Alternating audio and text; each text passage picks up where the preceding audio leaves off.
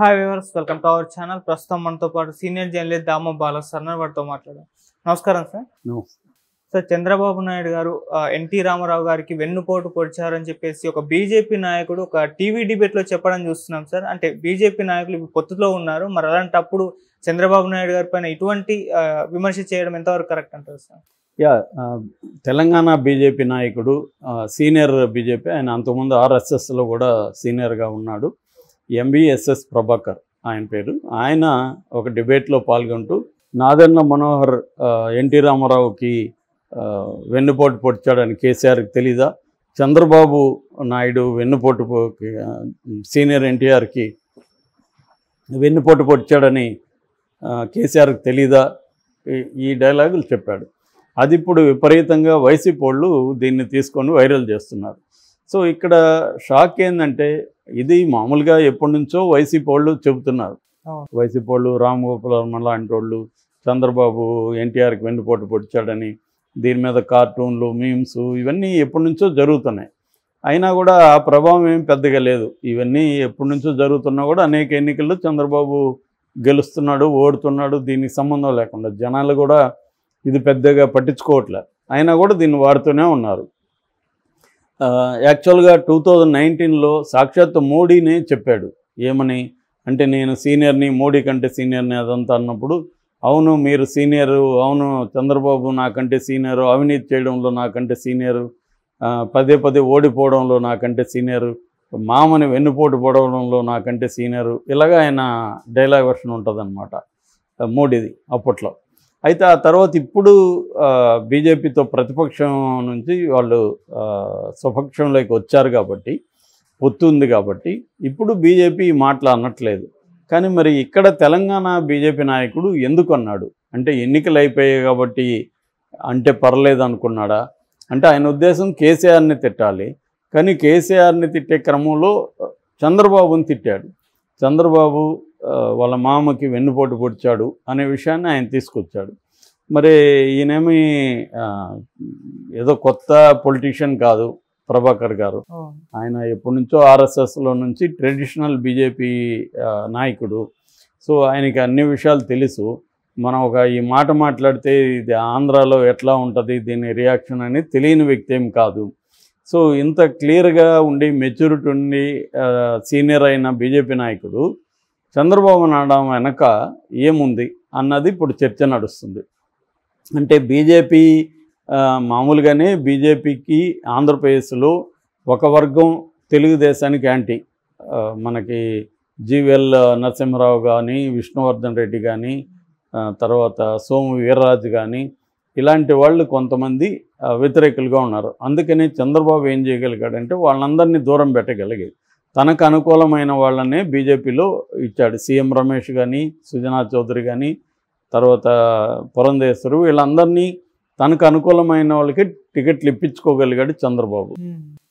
తన వ్యతిరేకులు లేదా వైసీపీ అనుకూలరు అయిన వాళ్ళకి ఎవరికి టికెట్ రానియకుండా చూసుకోవడంలో చంద్రబాబు సక్సెస్ అయ్యాడు. ఇట్లా 10 ఎమ్మెల్యే సీట్లు కావచ్చు, అటు 6 ఎంపీ సీట్లు కావచ్చు బీజేపీ. లాస్ట్ టైం కూడా చంద్రబాబు ఇదే పని చేశాడు. తన మనుషుల్ని బీజేపీలోకి పంపించడం, కామినేని శ్రీనివాసరావు లాంటి వాళ్ళని, వాళ్ళకి టికెట్లు ఇప్పించుకోవడం, మళ్ళీ రేపు గవర్నమెంట్లో ఫామ్ చేసినప్పుడు వాళ్ళని మినిస్టర్లుగా పెట్టుకోవడం.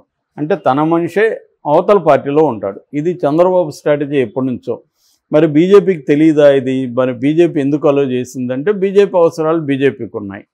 సో అయితే ఇక్కడ ఇప్పుడు చంద్రబాబుకి ఆల్రెడీ ఒక వర్గం బీజేపీలో యాంటీ ఉంది కాబట్టి, ఆ వర్గానికి అనుకూలంగా ఏమన్నా ప్రభాకర్ ఉన్నారా? ఎందుకంటే బీజేపీ అంతా కూడా యూనిఫైడ్గా లేదు ఆంధ్రప్రదేశ్లో. ఒక వర్గం అయితే చంద్రబాబుకి యాంటీగా ఉన్నారు, కానీ వాళ్ళకి టైం సరిగా లేదు కాబట్టి సైలెంట్గా ఉన్నారు. యాక్చువల్గా అక్కడ కూడా రఘునందన్ రావు అనుకుంటా ఆయన పేరు, బీజేపీ సీనియర్ లీడరు, ఆయన కూడా అసలు మాకు ఈ పథకాలను మేము వ్యతిరేకిస్తున్నాం, ఉచిత పథకాలని, ఇవి అందుకనే మా మేనిఫెస్టో కాదు, ఇది ఉమ్మడి మేనిఫెస్టో, మాకు సంబంధం లేదని కూడా ఆయన ఓపెన్గానే అప్పట్లోనే అనౌన్స్ చేశాడు. సో అంటే చంద్రబాబు ప్రయోజనాలకి బీజేపీ ప్రయోజనాలకి మధ్య కాన్ఫ్లిక్ట్ అయితే ఉంది. ఎందుకంటే బీజేపీ ముస్లింల రిజర్వేషన్ని ఎత్తివేస్తామని, అసలు ముస్లింల రిజర్వేషన్లే స్టార్ట్ అయింది ఆంధ్రప్రదేశ్లో రాజశేఖర రెడ్డి ప్రభుత్వంలో అని చెప్పి మోడీ కానీ అమిత్ షా కానీ పదే పదే మాట్లాడుతున్నారు. కానీ వాళ్ళు చంద్రబాబుకి మేలు చేయడానికి అన్నట్టుగా, కూటమికి మేలు చేయడానికి అన్నట్టుగా ఆంధ్రప్రదేశ్లో ఎక్కడ మాట్లాడలే. కానీ ఇవాళ మీడియా నువ్వు ఆంధ్రప్రదేశ్ మాట్లాడితే ఆంధ్రప్రదేశ్లోనే జనాలు చూస్తారా, ఉత్తరప్రదేశ్లో మాట్లాడితే చూడరా? ఇవాళ మీడియా వచ్చేసిన తర్వాత ఎక్కడ మాట్లాడినా ఒకటే. సో పైగా వైసీపీ దాన్ని విపరీతంగా ప్రచారం చేసింది, కూటమి వస్తే మీకు ముస్లింలకి రిజర్వేషన్లు పోతాయని. దాన్ని కాపాడుకోవడం కోసం చంద్రబాబు అనేక వరాలు ముస్లింలకు ఇవ్వడం, ముస్లింలతో కలిసి ఆయన విందులు అవి చేయడం, మీటింగులు పెట్టడం ఇవన్నీ కూడా చేశాడు. అది ఎంత ఫలితం అనేది ఎన్నికల్లో చూడాలి మనం. పోస్ట్ పోల్ అనాలిసిస్లో ఇవన్నీ తేలుతాయి, ఏ వర్గాలు ఎవరెవరికి ఓట్లు వేశారనేది పోస్ట్ పోల్ అనాలిసిస్ వచ్చినాక మనకి తెలుస్తుంది, ఆ డేటా అంతా వచ్చిన తర్వాత. అయితే ఇంకొక ఇదేం జరుగుతుందంటే, ఒక ప్రచారం ఈ మధ్య పవన్ కళ్యాణ్ కాబోయే ముఖ్యమంత్రి అని కూడా ఒక ప్రచారం జరుగుతుంది. దీని వెనక కూడా బీజేపీ ఉందని చెప్తున్నారు. అంటే బీజేపీ రేపొద్దున వీళ్ళ తెలుగుదేశం అక్కడ 144 అసెంబ్లీకి పోటీ చేసింది. తెలుగుదేశానికి 88 సీట్లు కానీ ఓన్గా రాకపోతే అప్పుడు బీజేపీ మీద, జనసేన మీద తెలుగుదేశం గవర్నమెంట్ ఫామ్ చేయడానికి ఆధారపడాల్సి ఉంటుంది. ఒక అంచనా ఏమంటే తెలుగుదేశానికి 88 సొంతంగా రావు, కాబట్టి బీజేపీ జనసేనల మీద ఆధారపడాలి. సో అప్పుడు బీజేపీ జనసేన ఒక కండిషన్ పెట్టచ్చు, అదేంటంటే ఒక టర్ము పవన్ కళ్యాణ్ సీఎం కావాలని. ముందు నుంచి కూడా పవన్ కళ్యాణ్ మనకు కానీ గుర్తుంటే, నేను సీఎం కావాలంటే కనీసం మీరు నాకు 30 సీట్లు ఇవ్వాలి అని చెప్పాడు. 30 సీట్లే అతను తెచ్చుకోలేకపోయాడు, ఇంకా గెలిపించేది ఎక్కడ? కాకపోతే బీజేపీ జనసేన కలిస్తే వాళ్ళకి 31 ఉన్నాయి. 31లో కనీసం ఒక 25 గెలవగలిగితే మన కర్ణాటక మోడల్, కుమారస్వామి మోడల్ అంటారు, కుమారస్వామికి 30 లోపలే వచ్చినా కూడా ఆయన సీఎం కాగలిగాడు. అలాగే రేపొద్దున వీళ్ళు చంద్రబాబు 2.5 ఇయర్స్, మేము 2.5 ఇయర్స్ అని ఏమన్నా చెప్తారా అన్న ఒక ఇది కూడా నడుస్తుంది. అందుకని ఆల్రెడీ పవన్ కళ్యాణ్, ఆంధ్రప్రదేశ్ ముఖ్యమంత్రి పవన్ కళ్యాణ్ అనే బోర్డుతో సహా ఫోటో ఒకటి వైరల్ అవుతుంది. సో దీని వెనక ఉన్న ఇదేంటంటే, ఈయనకి స్వతంత్రంగా కానీ ఫుల్గా రాకపోతే అప్పుడు బీజేపీ ఇది పెట్టి పవన్ కళ్యాణ్ని సీఎం ఒక టర్మ్ పెట్టి తాము డామినేట్ చేద్దామని ట్రై చేస్తుంది పవన్ కళ్యాణ్ ద్వారా. అంటే చంద్రబాబుని కొంత కంట్రోల్లో పెట్టుకునే ఆలోచనలోనే బీజేపీ ఉంది. అందుకని ఆయనకి 100% చంద్రబాబు అనుకూలంగా ఎలక్షన్ కమిషన్ కూడా లేదు. అందుకని తెలుగుదేశం నాయకులు కూడా ఎలక్షన్ కమిషన్ మీద అసంతృప్తి వ్యక్తం చేస్తున్నారు. కంప్లీట్గా తమకు అనుకూలంగా లేదు, చాలా చోట్ల వైసీపీకి అనుకూలమైన పోలీస్ ఆఫీసర్లను అలాగే ఉంచింది, అట్లాగే సిఎస్ని మార్చలేదు, సిఎస్ని గట్టిగా కంట్రోల్ చేయలేదు. ఇలాంటి అసంతృప్తులు తెలుగుదేశంలో కూడా ఉన్నాయి. సో అట్లా బీజేపీకి తెలుగుదేశానికి మధ్య ఒక అనుమానాస్పద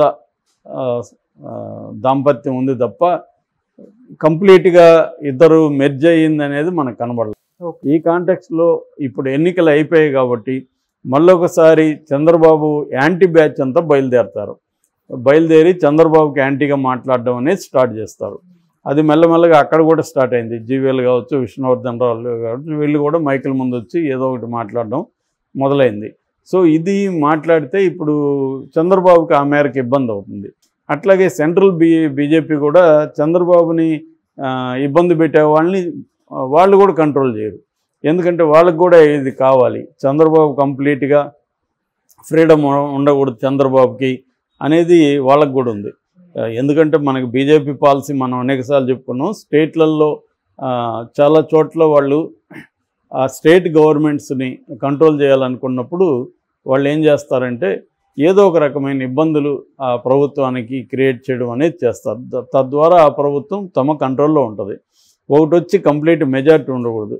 మనం మహారాష్ట్రలో చూసాం, షిండే వర్గాన్ని ఎలా చీల్చి షిండేని పక్కకు తీసుకొచ్చి అజిత్ పవార్ని, ఎన్సీపీని చీల్చి అజిత్ పవార్ని పక్కన తీసుకొచ్చి ఇలాగ వాళ్ళు ఏం చేస్తారంటే తమ గుప్పెట్లో ఉండే విధంగా చూసుకుంటారు. సో ఎక్కడైనా కూడా వాళ్ళకి సెంట్రల్ అయినా కంప్లీట్గా తమ కంట్రోల్లో ఉండాలి, స్టేట్లో అయినా కూడా తమ కంట్రోల్లో ఉండాలి. లేనప్పుడు అక్కడున్న ప్రభుత్వాలని రకరకాల పద్ధతులు బెదిరించో, అస్థిరపరిచో, ఆ ప్రభుత్వాలని కూడా తమ కంట్రోల్లోకి తీసుకురావడం అనేది బీజేపీ కొట్టిన పిండి. వాళ్ళు ఈ 10 ఏళ్లలో అదే ప్రయోగాలు అనేక చోట్ల చేసుకుంటూ వస్తున్నారు. సో ఈ కాంటెక్స్ట్లో బీజేపీ వాళ్ళు చంద్రబాబు మీద నెగిటివ్ క్యాంపెయిన్ స్టార్ట్ చేశారా అనేది డౌట్ వస్తుంది ఈయన మాట్లాడిన దాన్ని బట్టి. Okay, thank you so much.